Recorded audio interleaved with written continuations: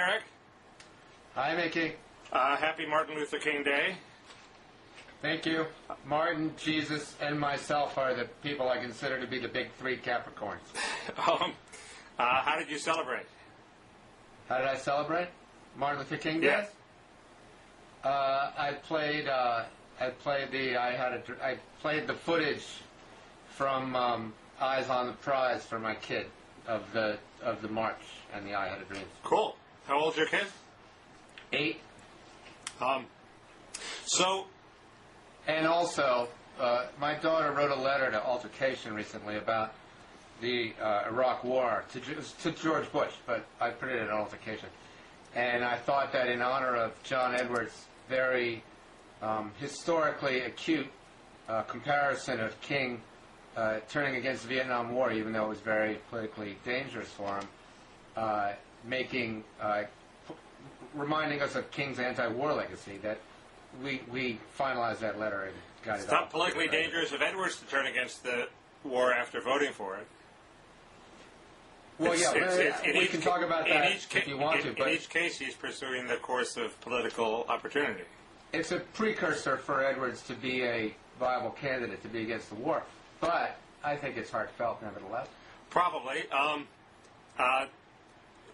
Self-interest has a way of making us feel things in our heart that are in our interest, right? So let's talk about King for a while. I mean, my take is he died before things got complicated in two respects. He died before the problems of the underclass came to the fore, and he died before the problems of affirmative action came to the fore. So we have this sort of debate going on, much like the debate over George Orwell. What would he do if he were alive today? Because he never really had to take a stand on those issues before he was cut down. Now you can tell me why I'm wrong. I mean, you're wrong in a narrow sense, and that what you said is simply false. Things got very complicated before he died. They didn't necessarily get complicated in exactly this way, but the whole issue of race and class became very complicated, as evidenced by the failure of his Chicago campaign. You're right. And Memphis and so forth. Correct. So the issues that then led us to this debate over affirmative action and over the black family were already present. Right. I guess what I meant is that they hadn't really they hadn't really swept the liberal intelligentsia the way sort of in the early 80s all of a sudden everybody began to fret about the black family. That hadn't quite happened yet. Yeah, King didn't have time to come up with sort of a final position. Yeah. You know, and by the way, as a historical footnote, I think Bill Moyers, my friend and sometimes patron, deserves an enormous amount of credit for bringing that issue to the fore. Totally. At great personal risk. Totally. He started the whole thing. I agree. Now back to King. If I were a member of the liberal intelligentsia when I were 7, 8, or 9, the complicated issue would have been, has the world passed by King, because the Black Power movement came to see him as irrelevant and a relic of a time that had passed.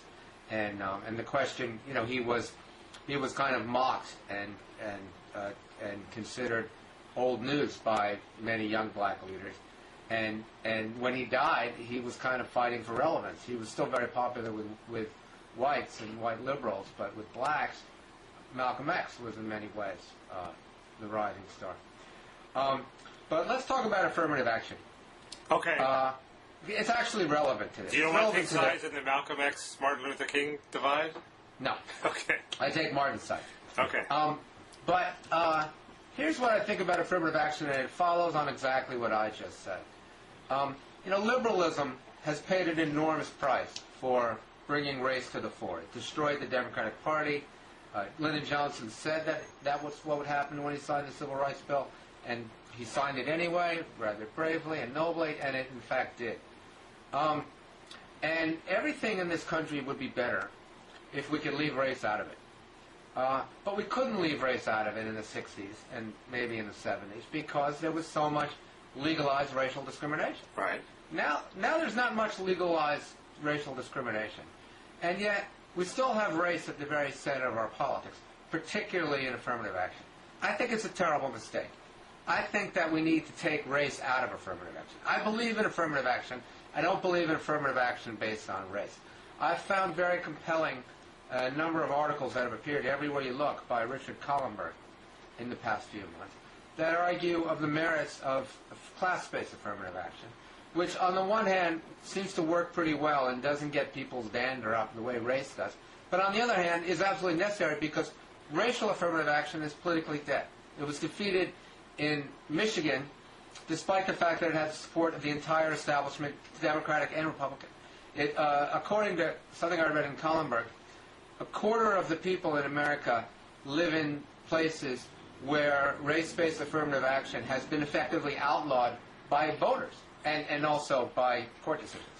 So affirmative action, I think, as a political cause isn't going to work if we continue to tie it to race.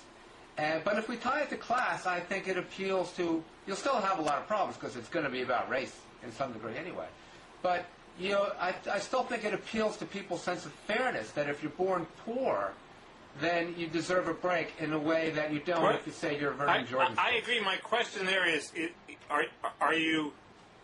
do you have class-based affirmative action because you think that poor people who have overcome obstacles of class are somehow meritorious in a way that will, ultimately they deserve the place in the meritocracy, or is it just a quest for diversity by class and diversity by race under another guise? Well, there's two reasons. One is we don't want to live in a feudal society where the wealth of your parents determines your place in that society. And that's what we get. I have these statistics in my head. They're not exact, but I've been working with them, so I sort of know them. Which is that, according to this massive study, of the 146 most selective institutions in America, only, I think, 3% of people who attend them come from the lowest quartile of the country. What you're up against, I welcome this anti-affirmative action initiative on your part, and anti-racial affirmative action, race-based affirmative. Right, and welcome you to the company of self-hating liberal DLC types like myself. But what you're up against there is what I call the Herrnstein nightmare, which is maybe, the smart people marry smart people, and they have smart babies, and they get rich, and maybe the children of the rich are, over time, gradually going to be a little smarter than the children of the non-rich. And I wish that weren't true. It's a horrible nightmare. But that might be the case. Can't we worry about that when we get to it? The statistic is, the place where this has been tried is University of California, Berkeley Law School. Right. I mean, it's been tried in a few places, but the one I know about. And really, they had 10% of their class-based affirmative action class was either black or Hispanic, as opposed to 12%, which is what it would have been under a race-based. Was this a Chris Edley initiative?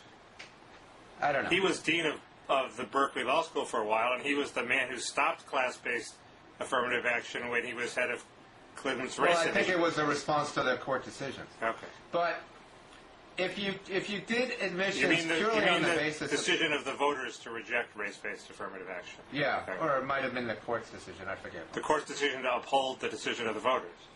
Yeah. Okay. No, I agree. The voters are definitely rejecting it. That's one of the reasons I'm doing this. Right. I'm saying one of the reasons. Okay. But if you only admitted people on the basis of their grades, then only 3% of the class would be black or Hispanic. Now, using class-based affirmative action, and that method is actually taking the top 10% of each college class, no matter how well they do on standardized testing, you get 10%. It's slightly lower than the 12% you'd get if you used race-based, or significantly lower for blacks, actually. But it's to me, politically a lot more supportable, and it's also morally more supportable. Like I said, I'm not at all comfortable with race-based affirmative action. I know a lot of very wealthy black people. We have a real black middle class in this country. I'm interested in helping poor people, not black people. Not Chinese people, not anything, not American Indians, poor people. I agree. So we're debating within the framework of basically agreeing on this strategy. My question is the scheme that you were talking about one of these top 5% or top 10% schemes that basically said every school district, if you're in the top 5%, you get into the top school, whether it's University of Texas or UC Berkeley, or was it a scheme that said, okay, if your family makes less than $25,000, you get extra points? I think no, it's the former. It's the top 10%. The problem with the former is that rich white kids eventually learn to game the system and go to schools in poor neighborhoods. But see, that would be great. That would be great. I talked to Debbie Meyer, who's one of the great lefty educational specialists in America. I know her socially. I wouldn't say we're friends, but we sometimes run into each other. Right. We were talking about my daughter and whether I send her to private school or public school or something when she's much younger. And by the way, she goes to public school. Well, she's a big charter schools advocate, isn't she? Choice advocate. Yeah, she's that movie where Meryl Streep plays her. She founded those schools. Okay. But anyway, she said to me something that's quite obvious when you think about it. If you really want your child to go to the best school, best college, send her to the worst possible school, because the teachers will take such an interest in her, and the fact that she does well from a bad school will make her stand out so much that every Ivy League school will fight over her. And I'm not going to do that, but it's true. And if we get rich white people sending their kids to schools that are not so good, that'll raise the level of the schools. That's what the schools want. That's why they have gifted and talented programs in the public schools, is to keep upper middle class people like me in them. So that would be fine. That's a good thing. That's an ancillary benefit. It could be good. It could lead a lot of kids to go to schools where they're bored to death and don't thrive. I guess that's the general problem that parents cite to me as to why they don't send their kids to public but you schools. see, I do send my kid to an Upper West Side public school. And I'll tell you, these parents on the Upper West Side, they won't give the principal or the teachers a break. Every little thing, we're up in arms about it. Not we, because I figure they're taking care of it for me. But, and that's just what the public schools want. They want parents who force the schools to be good. And that's why that's why sort of the Upper West Side is the model in many ways for public schools. The test scores are really high because the parents demand a level of performance in this neighborhood that the school system would like to replicate system-wide. I think there was a recent study of a top 10% program in Texas, or 5%, that showed that as a result, standards really did get degraded at the University of Texas, and that whatever number they picked, the top 10% was really too high. It should have been 5%. That may be. And also, you're going to have the same kind of problem in these schools that minority students have when they go to Ivy League schools, which is they're going to be carrying all this baggage, and a lot of them aren't going to be up to doing the work, and it's going to be a big, problem for everyone concerned, and people are going to look at them funny. You won't be able to identify it by race. That's the key. Yeah. So Walter Ben Michael's book is very interesting on this topic. I'm not sure exactly how I would apply it to our discussion, but he says the reason we have race-based affirmative action is so that wealthy people can convince themselves that their admissions are merit-based rather than class-based, that they haven't bought themselves in. It's I think it's largely true. Wait, they're wealthy whites or wealthy? Wealthy whites, yeah. The fact that they see a few smattering of blacks who've been let in teaches them that they've been let in on their merits, when in fact they've been let in because they've had every educational advantage imaginable. Well, but that doesn't quite make sense to me, because it seems to me they figure they would think they got in on their merits anyway. And if they don't think that... yeah, but this way they get to keep their liberal politics and think they got... Well, it has something to do with being able to maintain your sense of liberal rectitude. I agree. Yeah. I have two... But anyway, let me just finish. Let's go back to King for a second. I think King, who knows? It's one of those... If Orwell were alive today, he'd be Christopher Hitchens. Right. That's the most ridiculous statement Either way, a person could make. What? I think King definitely was moving towards a class-based interracial movement, and so I don't think that Martin Luther King's rhetoric and positions in the 60s would preclude him from seeing this problem as a class problem rather than a race problem today. Very interesting you say that. I was going to say that the man who, if that's true, the man who embodies King's legacy best is Ward Connolly, the guy who's gone around the country. Oh, shut up. No, why won't you say that? Why not follow the logical consequences? Because Ward Connolly wants to destroy affirmative action, period. No, he's for class-based affirmative action. He's for the top 5% plan in California. And he has exactly your position, and you're resisting this just because of vestigial liberal bias. You want to vilify this poor guy, and that's why let me finish. That's why he's courageous, because he's endured the abuse of decades of liberals who have attacked him as some sort of quisling because he has espoused the exact position that you have now come to. Okay, I think I'm resisting it out of ignorance, not out of bias. But I'm resisting it because I don't know what his position is. I only know what people say about him. Well, on the one hand. On the other hand, somebody came to my house once when I used to have people meet at my house to talk about things. I don't think it could have been Ward Connolly, but it was some California person with this kind of politics. It might have been Ward Connolly. And I found myself agreeing with everything they said. So, yeah, if that's what he's saying, then my brief, comical, unthought reaction, Mickey, which he jumped all over, was not my position. My position is okay. He hangs out with a lot of right-wingers who probably say things that would shock and offend you, but he himself, I've always found, has been extremely reasonable and doesn't indulge in. To your Ward Connolly, I hold my glass. Okay, if in fact your Ward Connolly is the real Ward Connolly. I think you can't see me, but I lifted up a glass of peanut water. Here. I think he is, but okay. The other point is that this sort of suspicion that people of color got to where they are in the era of affirmative action because of their color. I must admit, I was talking about Obama. It even applies to him. Because we don't know all that much about Obama. We know he was president of the Harvard Law Review. My impression is you don't get to be president of the Harvard Law Review unless you are extremely competent. But in his era, the race-based affirmative action bug and the gay-based and the gender-based and all sorts of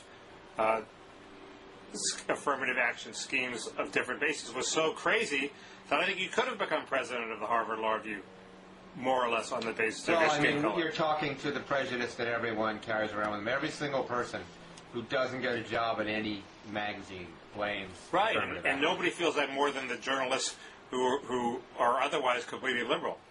Right, which is why Richard Bernstein of the New York Times wrote a book comparing multiculturalism to the French Revolution and the Chinese Cultural Revolution. I don't quite get that, but no, because they're crazy is what I'm saying. They're all these white guys, and I know of what I speak because a part of me understands it. But there are all these white guys walking around thinking their careers have been stunted by affirmative action, when in fact they're just. I'm not saying that I would be president if Barack Obama wasn't the candidate. I'm saying that Barack Obama is an untested candidate. He got a cake. No, what I'm saying is that there's senatorial race. He's never really been in a tough fight in his life. All we know is that he has this credential, and affirmative action undermines the value of that credential. That's true, and a lot of meritorious minority people are carrying around that burden. Right, and that's on the issue of Barack. I had dinner with him once, and I've never met a smarter politician. Well, all I'm saying is he has that burden to overcome. I haven't had dinner with him. And the other problem with affirmative action is it only affects a tiny slice of the minority community. It only, 80% of the minority community, it doesn't even enter into their lives. And the problem with the underclass is much, much worse today because we've picked off this top 20% and brought them into, took them out of the black community. I'm not saying that was the wrong thing to do, but it's a small part of the problem. You're not saying that you support ending race-based affirmative action because it would keep those people down in the black community and stop them from No, but it's been the destruction of the black community, as William Julius Wilson's written about, has been a really significant, unfortunate. But that was inevitable in any open society where the most successful blacks were free to do anything they want. They're going to leave the ghetto and go to the suburbs, like anybody who's in a poor neighborhood does. I suppose you're right. I mean, that's certainly what happened to the Jews, right? Well, Jews just recreated the ghetto in the suburbs. They did? Yeah. I grew up in a Jewish ghetto in Scarsdale. It was a very nice ghetto, but everybody on my street was Jewish. I guess it wasn't pernicious because there was no Jewish underclass that they left behind in the Bowery. There are no Jews at all left on the Lower East Side except for the children of those Jews who moved out who can afford the rents there. That community is completely gone because all I'm saying is that the Jewish community, much like the Asian community, I think, was able to recreate its community as it left the ghetto, whereas the black community hasn't been able to do that. I guess I would. Isn't there sort of a Jewish underclass in Crown Heights? Aren't there a lot of? I teach at Brooklyn College, and I walk through Crown Heights to go to the world's best pizza place. And those are really well-to-do people. They live really well. The Orthodox Jews who are really poor in New York are poor because they choose not to work. Right. Well, so what can you do about that? I mean, the men study all day because that's what they want to do, and they're supported really either by their wives doing manual labor or by the charity of the system. Right. And that's their choice. And a lot of them are on welfare. Yeah. But so why isn't that an underclass in some sense? If it's not maybe, crime riddled, but it's certainly not productive. Well, it's not anybody's problem. They choose that. They're happy with that. What's our problem because we're paying for welfare? Mickey, as good liberals, even though we disagree on most things in detail, as good liberals, one thing to which we are both committed is equal opportunity. Equality of opportunity. Right. And those Jews have equality of opportunity, whereas the poor minorities, blacks and Hispanics mostly, in the South Bronx and in Harlem and in Watts do not. And so I'm concerned about giving everybody equality of opportunity. If people choose to be lazy good-for-nothings or study the Talmud, I'm not calling people who study the Talmud lazy good-for-nothings, or just get high all day, that's their choice. This is America. But this is a crazy tangent, but wouldn't some of these Hasidim in Brooklyn qualify for affirmative action under your plan? They're in poor household. They don't make very much money. Yeah, well, no system's perfect. I think we segue to our topic of our second topic, which is this controversy over Wesley Clark and also this long article about Abe Foxman in the New York Times. In other words, Jews. Yeah, Jews. Do you want to do Clark first? Well, no, here's how I want to introduce them, and then you can pick it up. There's a pull quote in this surprisingly good article on Abe Foxman in the Times Magazine by James Trout. I agree that it was good. Where he says, I think they're quoting Walter Mersheimer, or one of them, and the pull quote is, if you're going to criticize Israel, you're going to be accused of being an anti-Semite. That's where Abe Foxman comes in. Now, Abe Foxman is just one of the people who's going to accuse you of being an anti-Semite. Marty Peretz is going to do it. Alan Dershowitz is going to do it. A whole bunch of people are going to do it. I have found... Let me just finish the point. Okay. Now, Wesley Clark used probably some incautious language when he said that New York money men, which many people interpret to mean Jews, were pushing us to war with Iran. However, Jews in New York who have a lot of money are, in fact, pushing us to war with Iran. It was a factually true statement. But AIPAC is pushing us to war with Iran. AIPAC is the reason that no Democrats are coming out strongly against war with Iran. Name one.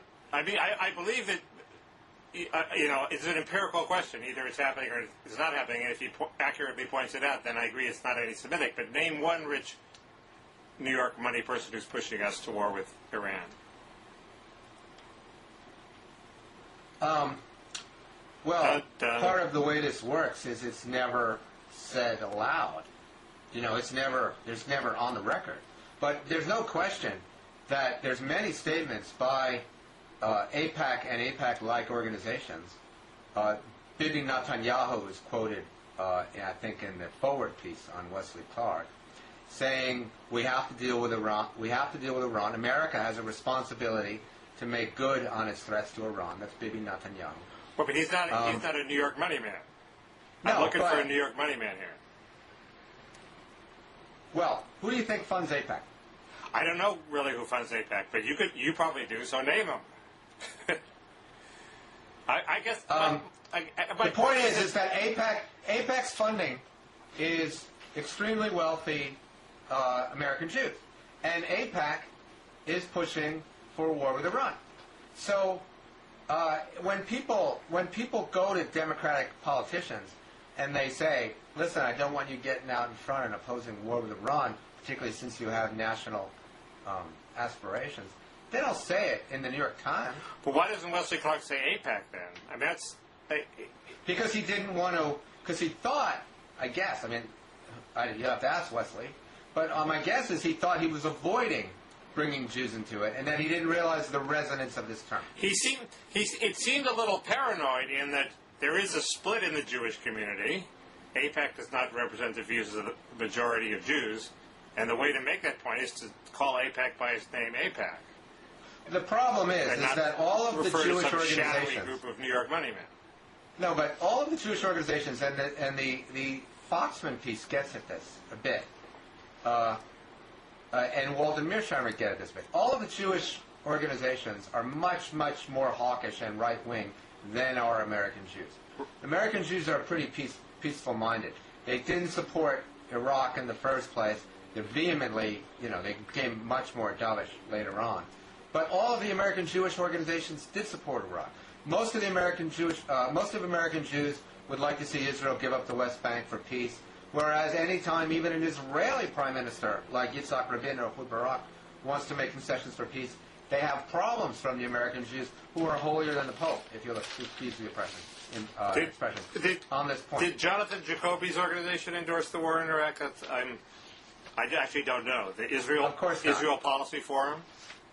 No, they're the lefty group. Well, that's the group that M.J. Rosenberg works for also. So there's one Jewish organization that didn't endorse prominent Jewish organization that didn't endorse the war. That Jewish organization is always its membership in the Conference of Major Jewish Organizations, which Mort Zuckerman was president of until recently, is always sort of a questionable matter. The King of Kings, as Mike Kinsley called him. I debated Mort Zuckerman on Larry King about the invasion of Lebanon, and we were introduced as two hard-working journalists. He was an editor of U.S. News, and I was a Nation media critic. As if the fact that he was the owner of New York, of U.S. News, and one of the most important Jewish philanthropists in the world, a billionaire, who actually has done some very good work. He's not that hawkish compared to the rest of these guys, but this was treated as not relevant to Larry King's audience, which I found amazing. So he's not a New York money man. He is most definitely a New York money man. But I don't know his personal position on invasion. But you were about to... My guess is that anyone who could occupy a position like that, the president of the Conference of Jewish Presidents, would never have a position at odds with the Israeli government. And the Israeli government, I think, does want an attack. But and so that's the same position. You were basically saying that this non-pro-war Jewish organization was getting drummed out of the National Conference of Major Jewish Organizations? I'm saying they're always sort of on probation. Right. If they say too much, then they get kicked out. But how irrational is this? What are we going to go to war with Iran with? We're not going to go to war with Iran. We're going to bomb Iran. Okay. And then we're going to go to a war with Iran, whether we like it or not, because Iran is going to A, attack us in Iraq, and B, Iran has a whole network of terrorist organizations at its beck and call that Iraq never had. So American assets in Europe and in the United States will be attacked. So what Clark is worried about is not that we're going to invade Iraq and try to topple the government. No, it's just an enormous bombing mission designed to degrade and add a few years to Iran's nuclear program. Right. Okay.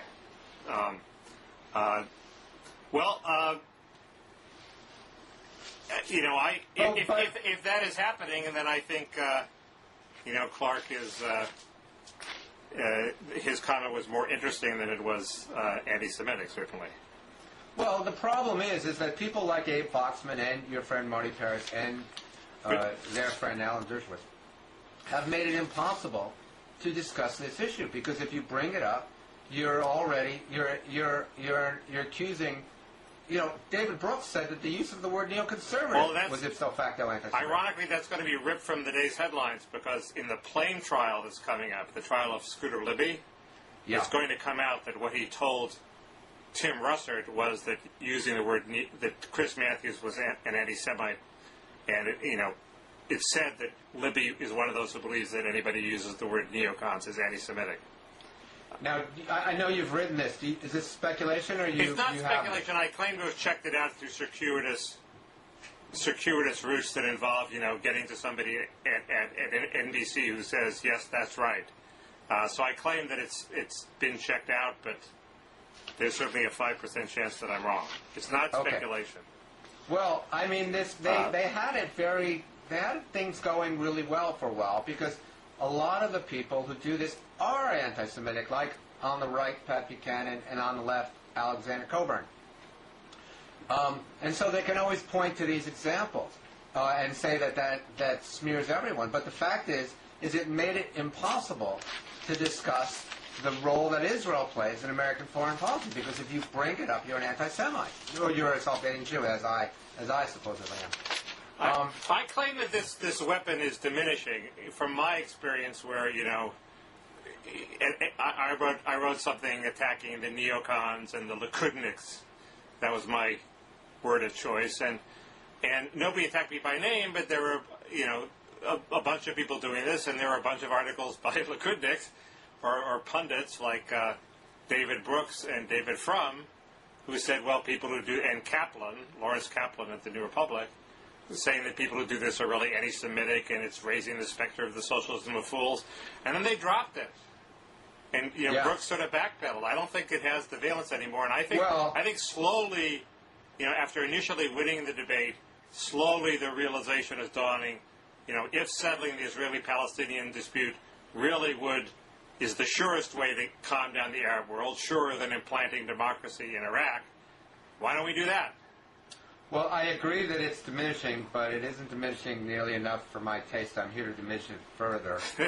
My name was dragged through the mud in the Boston Globe by Kathy Young as a self-hating Jew, which was very unpleasant for me, because a lot of the people who never heard of me in their lives have only heard of me as a self-hating Jew. What I love about this, I mean, it's a kind of a highfalutin aspect.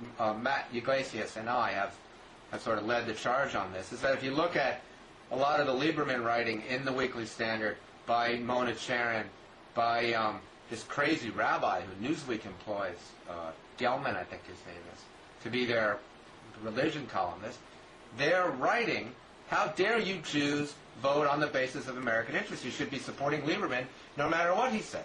This Gelman fella, he wrote, why is the war in Iraq so important? What's the matter with you people?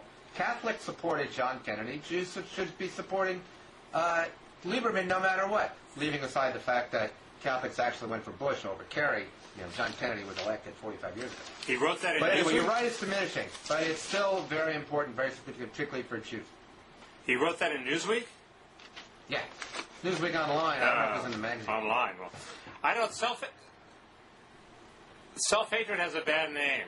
I sort of tend to support all forms of self-criticism and rebellion against inherited ethnic identities.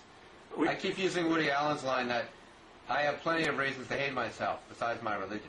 It's weird that, I was at an editorial meeting at an unnamed journalistic organization staffed with liberal Jews, and we were considering an article on why synagogues were so ugly.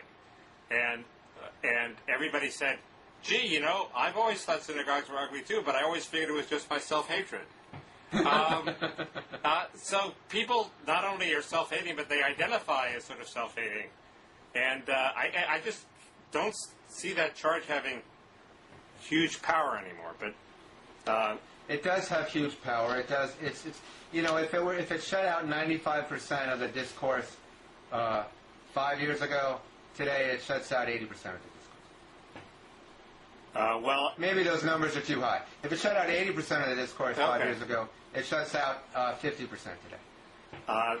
At some point, somebody's going to figure out a way to come up with a criticism of, let's say, the continued settlement in the West Bank in a way that can't be characterized as anti-Israel or anti-Semitic.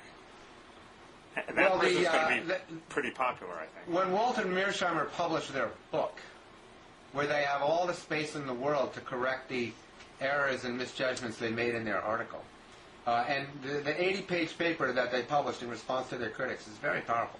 When they publish their book, if they improve the article and take the time to go into the nuances of all these things, that could really have an important effect. What was your beef with the original article? I forget.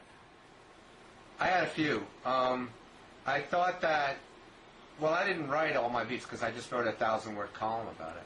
But they treated the lobby as if, my main beef is that you wouldn't know the difference between Eric Alterman and Marty Paris in that article.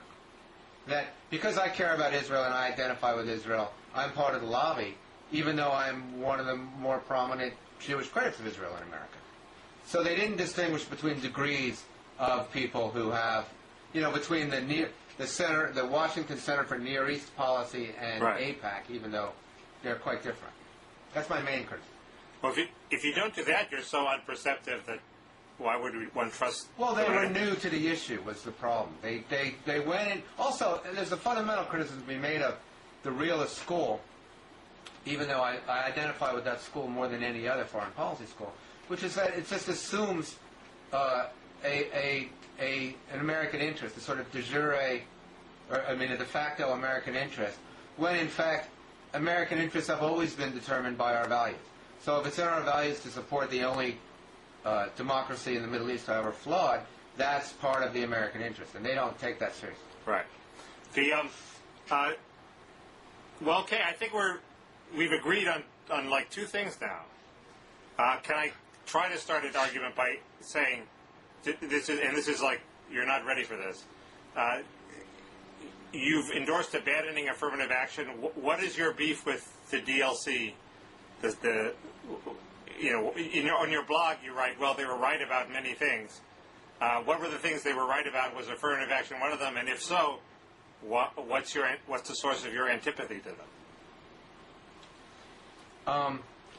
The DLC was right. They weren't exactly right about affirmative action because, again, Mickey, nobody was talking at the time about replacing race-based affirmative action with class-based. Well, there was a moment when it. Clinton inched up to it, and people thought he's going to do what he did on welfare. He's going to come up with a new formulation and get the Democrats off of their orthodoxy. And then he decided, no, this is an orthodoxy I have to keep. So I think I think that was, I knew a lot about the inner workings of the Clinton administration in those days. And that was a political decision, I think. Part of it was Clinton and his, he's kind of a black man. But part of that was that, big business really likes affirmative action. They're totally into it. They don't want to get rid of it because they've made it work for them. They understand how to implement it. They're all set up for it. They didn't want to overturn the system. So he would have had a problem. He would have had a problem. He didn't need to pick that fight at that time. Right.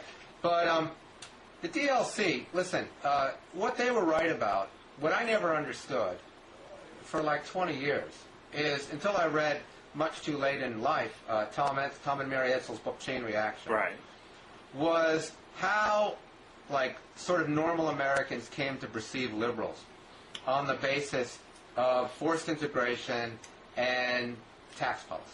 That the nexus of tax and race had so soured just everyday Americans on liberalism, on any kind of sort of the way, voting your hopes rather than your fears, that there was no hope at all for any kind of progressive future unless liberals dealt with that. And Clinton did deal with that with his, end welfare as we know. Right. So if the DLC was right about welfare, right about taxes, not critical enough of liberalism on affirmative action, what's your beef with them?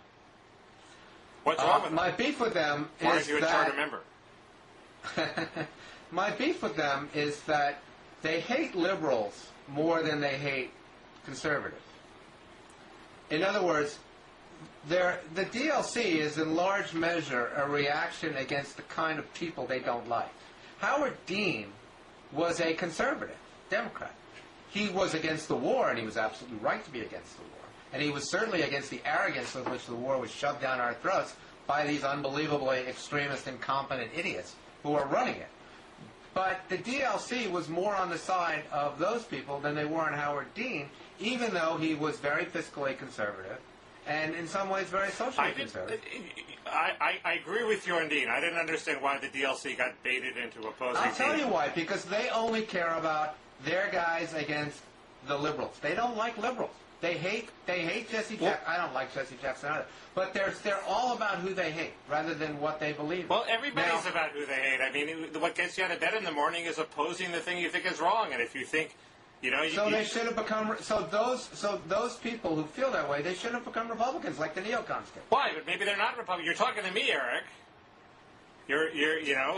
I'm a guy who my emotional valence is more with attacking people I think are retrograde paleo-liberals than it is about attacking people on the right, who I think will eventually come Mickey, to see the that's light. a big mistake on your part, because these people on the right have been destroying our country for the past 6 years.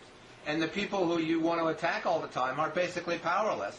And the things that they want to do are, even if they went badly, would not nearly be so destructive as Bush's tax policy. Even if the war had gone well, Bush's tax policy, Bush's environmental policy, Bush's science policy.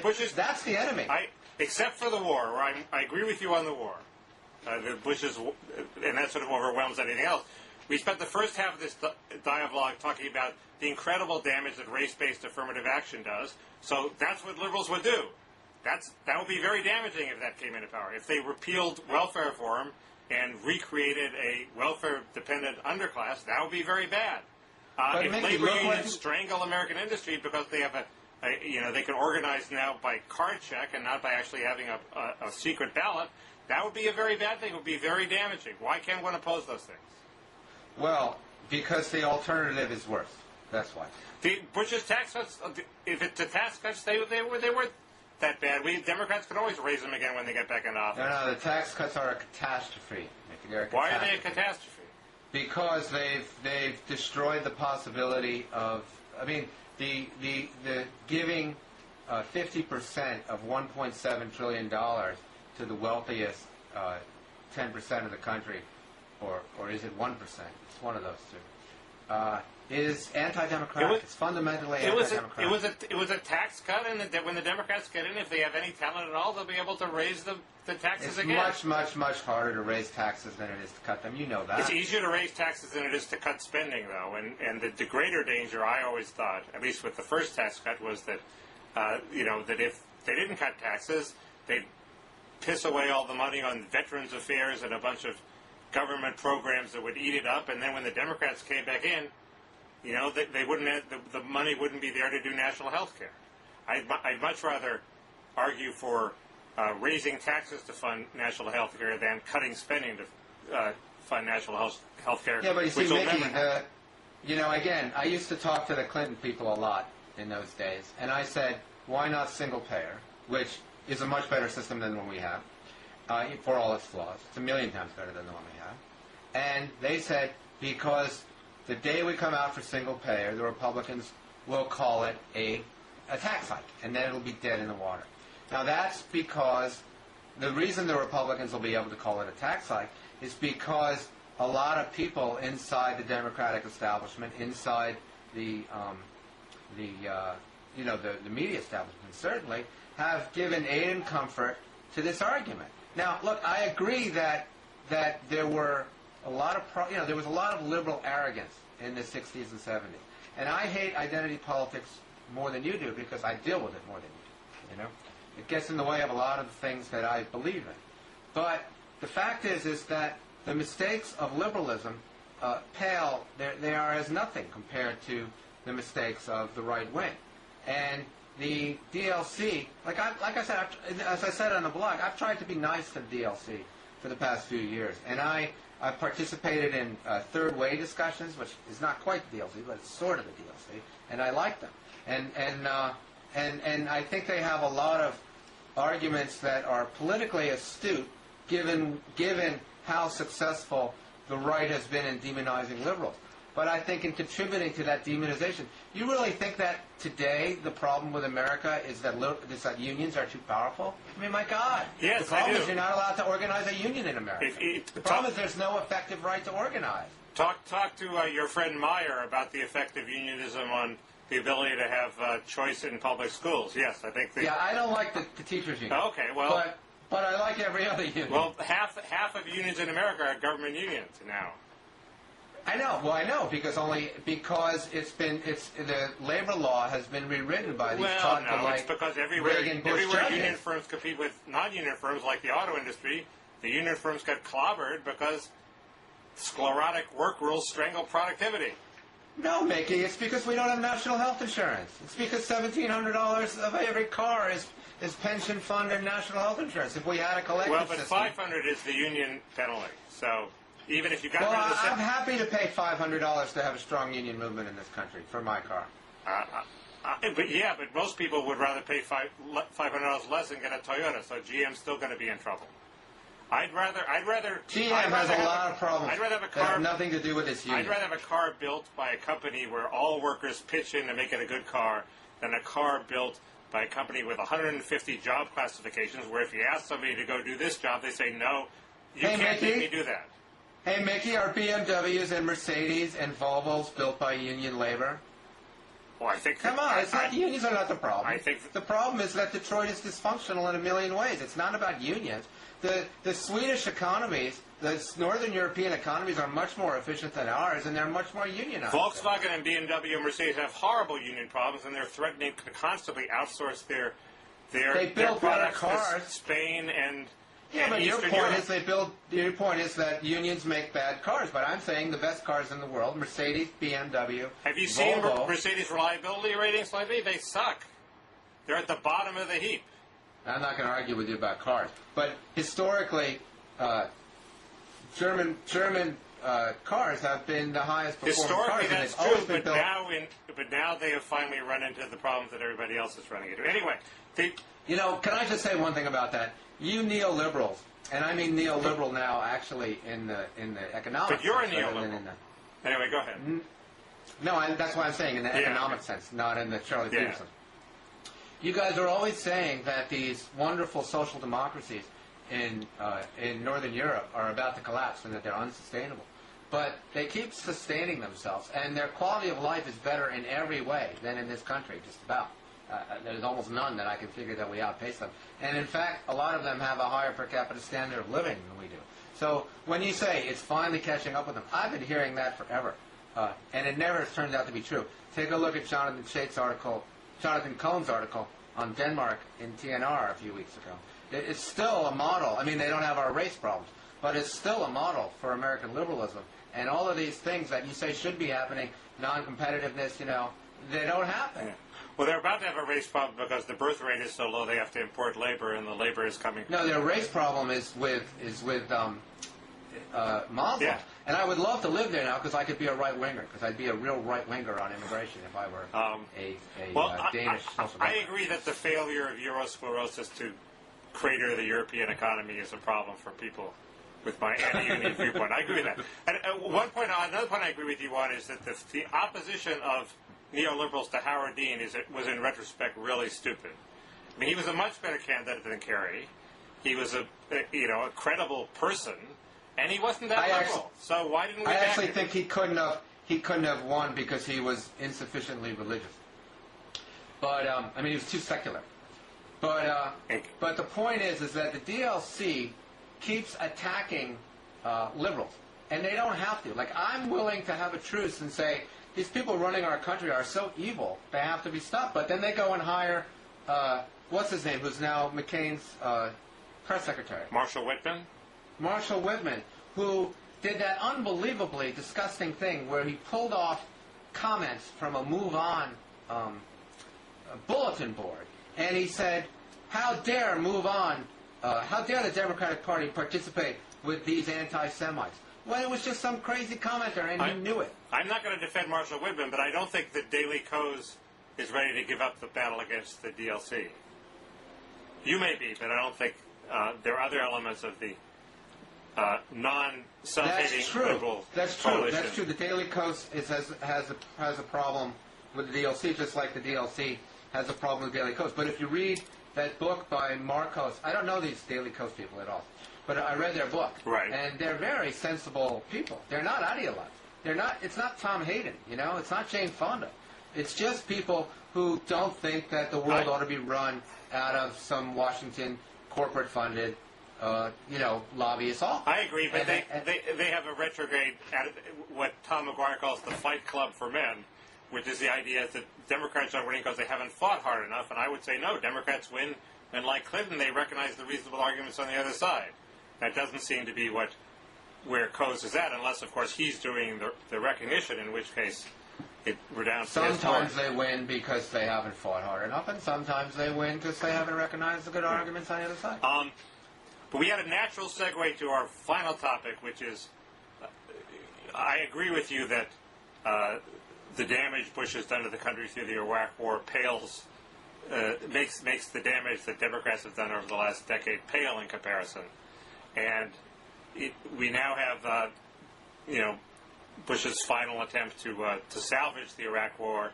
And my attitude is, it probably won't work. If General Petraeus thinks it can work, and if General Zinni think it can work, give them a chance to show that it'll work. We won't be in that much worse a position afterwards than we are now. I admit my friends who came from Iraq say, yeah, but 200 more of our boys will be dead. That's probably true. But it seems to me we owe the Iraqis a final effort after having screwed up their country. Well, that was very clever of you to draft General Zinni into this, by the way. I give you props for that. I noticed that. Because that's always been the guy. That's who I quoted in the Slate debate in 2002, where I said, there's 10 reasons to be against the war. Any number of them are good enough. One of which, by the way, destroys the whole incompetence dodge of all your friends at Slate in the New Republic, which is, I said, this administration can't be trusted to do it, period. And another one was, if General Zinni's against it, I'm against it, because General Zinni understands this a lot better than I do. But the fact is, Mickey, I'm sorry, I don't know. I mean, I could argue the details of the fact that Kagan and what's his name? Keane. Originally said 80,000 troops, and now we're giving them. Then they were negotiated down to 50,000, and now we're giving them 20,000. And no one in the world has made an argument that 20,000 is actually going to make a difference. So it's stupid on the merits. But I don't even need to get to the merits. Nothing this administration does in Iraq has done anything but make everything worse. They are so incompetent that they can't be trusted with a single life. Do you think Petraeus is incompetent?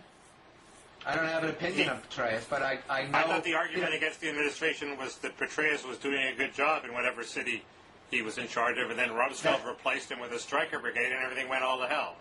The argument against the administration is so long and detailed and deep that absolutely everything, we could spend the next day on it and I wouldn't finish. Look, the Baker Commission did a pretty good job of telling you what was wrong with our effort in Iraq. And they completely punted when they said, here are the things that need to happen in order to salvage it. Reason being is because none of those things that they said had to happen had any chance in hell of happening, because Iraq is just, none of the people who are supposed to be on our side are not on our side. There is no government, there is no army, there's just everybody's out for themselves. There's nothing but ethnic cleansing going on. There's and lawlessness and warlordism and there's an unremarked similarity between the Iraq Study Group and what Bush is doing, which is, in both cases, the idea is that Maliki, who has been promoting ethnic cleansing, can be brought around by the threat of withdrawal. The Baker Commission wanted us to just threaten withdrawal and hope that would pressure Maliki. Bush says we're sending in more troops and we're going to threaten to withdraw those if Maliki doesn't come around. And it's right. Hard to argue that the second threat isn't more powerful, particularly if those troops succeed in restoring order to those neighborhoods where they are. It's going to be a pretty popular thing, and Maliki is going to not want to get rid of that that source of his popularity, no? Well, what we're doing, I think I read this in Juan Cole. What we're doing is we're the idea. I mean, we won't do it because nothing the United States government does in Iraq ever turns out the way that we say it's going to. But what the hope is that we'll do the ethnic cleansing on the part of the Shiites, and we'll wipe out the Sunnis, and then we'll leave, and then the Shiites can, have their victory dance and have their Shia mini-state with the Sunnis, being completely oppressed. That's the victory. That's what we're hoping for. But listen, Maliki is completely. He has no power. He can't make anybody do anything. There's no police force. There's no army. Right. Every time you go into these people get killed every time they have a ceremony indoctrinating them into their offices. The place is just not savable. Okay. Now, I actually don't support a complete pullout. I had dinner a few weeks ago with Mort Halpern, and he convinced me that things could get a lot worse. You could have 2 civil wars simultaneously, which is probably where it would go if we all pulled out. I think we need... What's the second civil war? The Kurds okay. and, the Turks invading to prevent the Kurdish mini-state from coming in. So you have the Sunnis against the Shiites on the one end, the Kurds against the Sunnis and Shiites with the Turks. So what's wrong with having 20,000 more troops to keep order? Well, no. What we need is to announce that we're pulling out, and we need an international force of 40,000 to 50,000 troops in there to just keep everything on a low boil, a sort of Bosnian solution, and let these mini-states evolve over time. That's the best we can offer. It's a terrible thing. We were a lot better off before, when Iraq was ruled by Saddam Hussein. But how? And most Iraqis were better off. It sounds like the end point of a Shiite mini-state in the south is exactly the same as the horrible consequence you think is going to come from the surge, which is the Shiites are going to gradually cleanse the neighborhoods and establish a state. If we have 40,000 to 50,000 international troops, we can do it. We can do it A, in an orderly fashion, and B, there won't be this. I mean, it's the American troops that are a primary cause of the violence. We'll be removing the cause. We'll be removing the inspiration for all these car bombing and suicide. If the Shiites are cleansing Sunnis, how are the American troops the cause of the violence? I don't understand.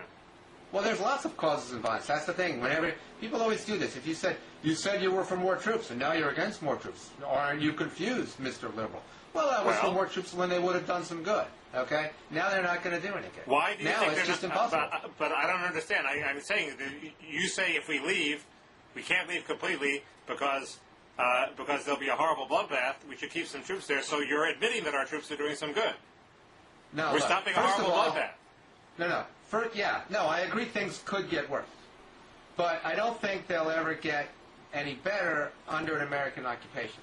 I think the Americans have to leave, and it has to be a UN or NATO force there that is, that's primarily there to work on negotiations. The United States can't do it anymore. But, actually, all of this is academic. George Bush doesn't care about reality. He doesn't care about the people that are getting killed. He couldn't care less about who dies. He just cares about getting to the finish line on January 21st, 2009 and saying he didn't lose and having it be someone else's problem. So there isn't anything anybody can do about that short of impeaching him, which isn't going to happen. So I just think we ought to be clear about that this president has just, and the people who support him and continue to support him are supporting something that is morally indefensible and practically has no hope of... The question isn't whether Bush is a good guy or a bad guy, it's whether this policy has a hope of success. And Zinni and Pernicious, who know a lot more than I do, think they have a shot, and I don't, the alternative of conjuring up these 40,000, 50,000 international troops, where are you going to get them from? Who's going to volunteer to clean up our mess? I don't see them lining up. Well, no. As I understand it, that there would be a lot more participation if the United States said it's not our baby anymore. If it were genuinely an international effort, I think we would get the troops. But you're acting as if that didn't work in Somalia. Somalia was an international operation. It still descended into chaos. No, but Somalia was a humanitarian operation. This is everybody really cares about. It's the Middle East. We can't afford to let it, go down the tubes. It's self-interest. But look, you talk about Pernicious as if there's no such thing as any kind of political pressure on the guy. You're saying it doesn't matter that Bush and Cheney and Rice are all saying to him, the last thing we're ever going to do is say that we're humiliated and we've been beat and we're leaving. He's got to deal with the situation on the ground, which is that this president and this vice president and this secretary of state are just not leaving. So why is he doing it? Why didn't he just stay in Leavenworth? Why didn't he quit the military? Because he's so ambitious that they dangled some huge job in front of him if he goes along? I have no idea. All I'm saying is you can't pretend that this stuff takes place in a vacuum. Well, but there's a lot of these generals won't talk until they get out. Zinni's out. Zinni's pretty independent. He's told Bush, told Bush off repeatedly. He has very unfriendly relations with him. He can say anything he wants, and he thinks it's worth a shot. He thinks that 20,000 troops is worth a shot. Because it's one thing to talk about 50 to 80,000 troops, and it's another thing to talk about 20,000. He had some plan, I don't know, but, Look, Mickey, this plan of 20,000 troops... many troops were in his plan. This plan of 20,000 troops is all about the reason that 27,000 people died in Vietnam between 1969 and 1973. It's because the political leadership is unwilling to admit defeat. The 20,000 troops is a Band-Aid. If you're going to tell me, here's the plan with 80 to 100,000 troops, which is what your buddies Kagan and Kay originally planned, I'd say, okay, let's see the plan. But 20,000 troops is just a joke. I thought maybe the 80,000 was a bargaining chip and they knew they were going to be bargained down. 20,000 troops? Come on. I just don't see how it's even possible to imagine. It's like they're saying, we're going to put in 20,000 troops and then a miracle is going to happen. And I'm saying, gee, I'd hate to be the person to die for George Bush's I agree. It America. seems unlikely. If you read Iraq the model, the bad guys are already going north and south, and the result of us securing Baghdad is that the Allah province is going to explode with violence. And also, what credibility do these people have? I mean, William Crystal and Bob Kagan said that this was all silly to think that Sunnis and Shiites don't love each other. And how dare we think that that's not a reason to start this war? This is a good segue into our final topic, which is have the pundits who were wrong on the Iraq War paid enough of a price? And there's no, only the pundits who've been wrong on Iraq War have been promoted. Do you think... Did Time Magazine, Rick Stengel's an old friend of mine, but did Time Magazine really need another pundit who says that Iraq was a great idea and liberals hate America for not supporting Iraq? Kinsley was a staunch opponent of the war, and he was a supporter of Dean. And he thought the war was ridiculous on precisely the grounds... No, but I'm saying... precisely the grounds that this crew, you make war with the president you have, and Bush was going to screw it up. So Kinsley is the single best columnist in America, but he's not a very good liberal. But he was against the war. You're saying that he wasn't promoted... I'm talking about Crystal. I'm talking about Crystal. You said no person who was right on Iraq was promoted, and I say Kinsley was right on Iraq, and he was promoted. I don't consider giving Kinsley a Time column as a promotion. He had a Time column before. I don't call that a promotion. Okay. Crystal was promoted to being given a Time column. Kinsley has had a Time column on and off for the past 20 years. There was this very good radar. But the point is about Time. Time is my hobby horse. Even it's very difficult for me personally because I like Rick and I like Jim Kelly and I like Walter Isaacson. But Time, before they picked their new columnists, they had only columnists who hated liberals and behaved in a McCarthyite fashion to them. Charles Krauthammer, Joe Klein, and Andrew Sullivan. Kinsley was a columnist before, as you said. You can't have it both ways. Not for the past few years. Not for the past few years. Well, then he was promoted. You can't have it both ways. Either he was a columnist before and no, it's not he a wasn't personal promoted, promotion or he wasn't a columnist before and he was promoted. Look, I'm talking about Crystal. We'll talk about Kinsley in a minute.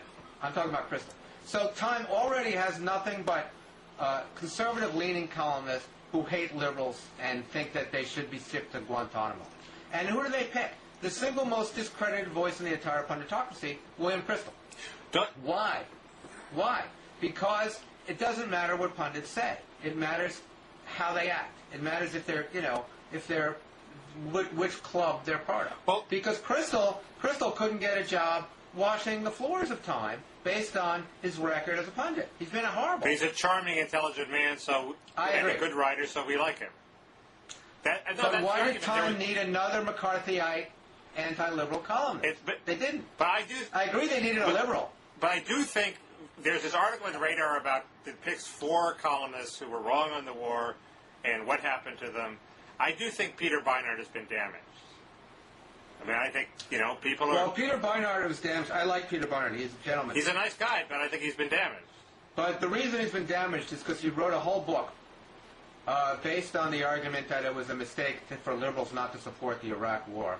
And then at the last minute, he decided the Iraq War was unsupportable, and so he had to change the book, and its central argument no longer held any water. So he didn't really argue anything. He said, my whole argument is this, but when it came to the most central moment where this argument became necessary, it turned out to be totally wrong. So he doesn't really have a sustainable position. I guess I guess because I'm a negative, hostile person. And by the way, Peter Barnard was in the very first issue of Time, so that couldn't have been so bad under the new regime. He couldn't have been damaged too much if he was chosen by Rip Stengel to be given a column in the very first issue of the New Time. Good point. Because I'm a negative personality, I care more about the people who are wrong on the war who've gotten away with it than the people who are right on the war who weren't promoted. Well, I care about it a little. I mean, I have a lot of jobs. I don't need a column in Time personally.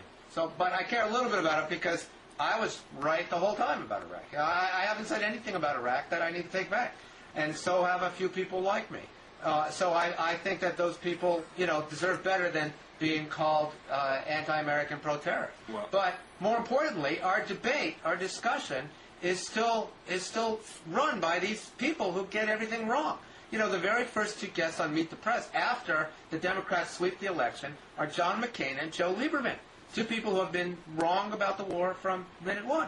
I agree that was a bizarre choice, and there's something clubby about both Russert and the way Rick said. But look, when Ronald Reagan was elected, and the media were shocked, the Washington Post gave George Will a column, even though he was like 19 years old. They said, we haven't gotten this. And then when Gingrich got elected, a whole bunch of other idiots got columns. Where is the movement to say we didn't understand that these Democrats were coming back? We didn't understand the populist argument on economics, which has swept all of the Democrats into power. Name some names again. Who would you give a column, aside from present company, who would you give a column to in Time?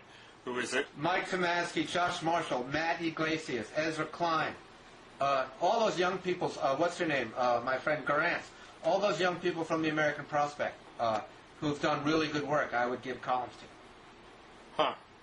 And Jonathan Cohn and Rick Perlstein. There's a lot of young talent on the liberal left that wasn't there when I was coming up. I wasn't that much of a liberal when I was young. I was much more of a... Hey, at this point, Eric got so excited he hit the mouse and caused the tape to stop, so I think that's all for the dialogue. He was about to make a really profound point that is now lost for all eternity. We apologize. But probably an hour and 7 minutes of dialogue is enough. See you next time. Thanks for watching.